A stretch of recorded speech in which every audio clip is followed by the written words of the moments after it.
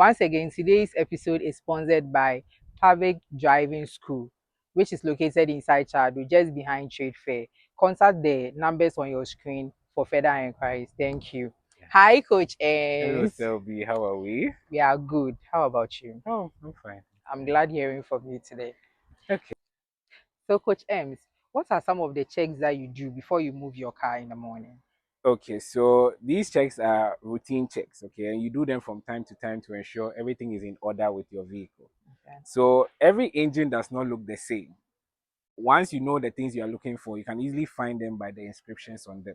So now let's take a good look at this one. So the first thing you check is the wiper washer fluid or washer fluid. This is the water that you see people using to clean their windscreens from time to time. So there's a container that you're supposed to refill with water. So, if it's your car, as in when you use it, you have to remember to top up from time to time.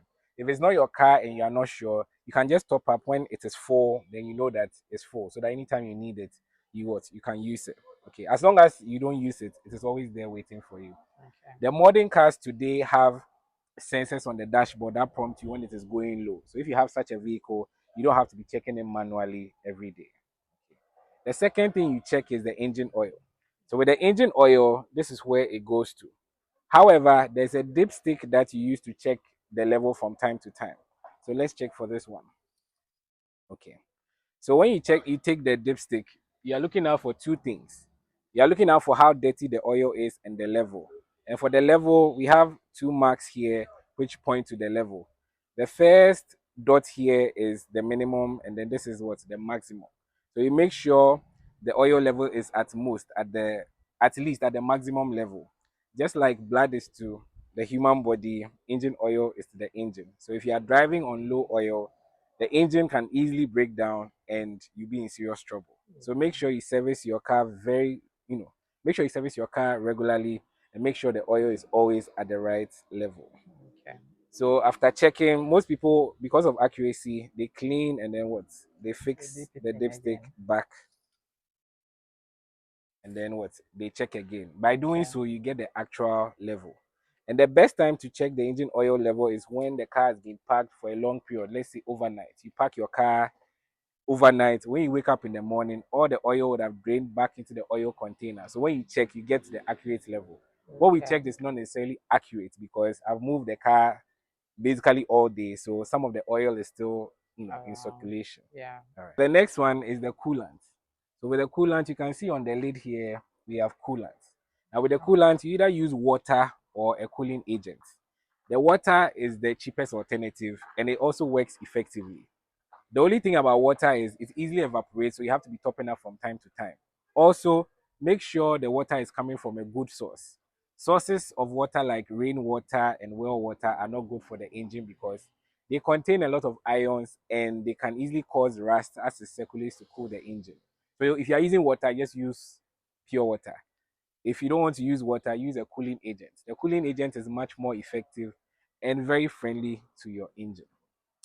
The next thing you also check is your battery. Okay, for your battery, make sure all the terminals are always tight so that when you're starting your car, the car can easily start and also charge properly. There's also a glass on most batteries which reflects reflect the color, and the color lets you know the health of the battery. Remember this, green always means the battery is in good condition. If you see either red or black, it means that the battery level is low and you have to recharge. If it is white, just dispose of the battery and forget about it. It's sports. You can't do anything about it. Then we have the brake fluid. Okay, the brake fluid is always, behind the battery and is very close to the driver. So if you look at the lid here, come let me remove it. I'm sure you can see the brake fluid. Okay.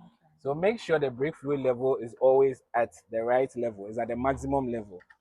The brake fluid allows the brakes to work very effectively when you apply the brakes, okay? And it also helps prevent brake failure. So make sure the brake fluid level is always at the right level.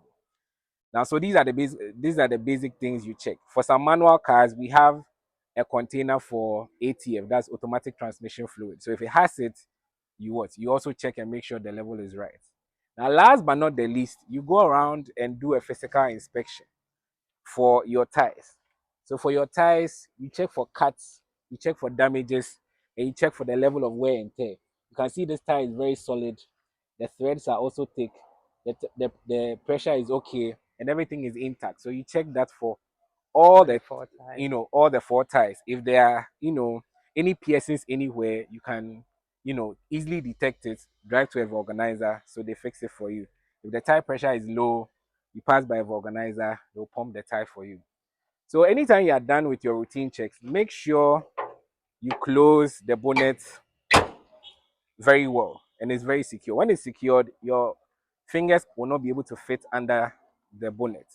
Now, this is very, very important because if you don't close it properly and you are driving, sometimes the rush of wind can force it open and smash your windscreen. This one I've seen some before, not that someone is telling me.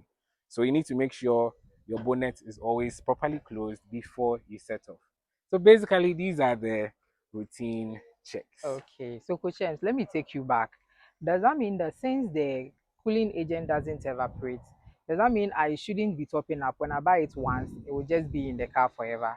Okay, so there's usually a lifespan for the cooling agent. So usually when you go to any filling station and they'll give you directives as to how to use it. So maybe after a number of months, you take it, they drain it and what? Give you Then another replace one. it. Some Okay. of them too are mixed with water. So as in when the water goes down, you'll be asked to top up.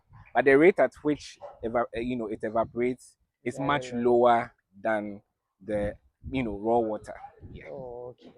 Thank you so much, Coach James. This has been very, very educative. We will get to have you some other time. Thank you.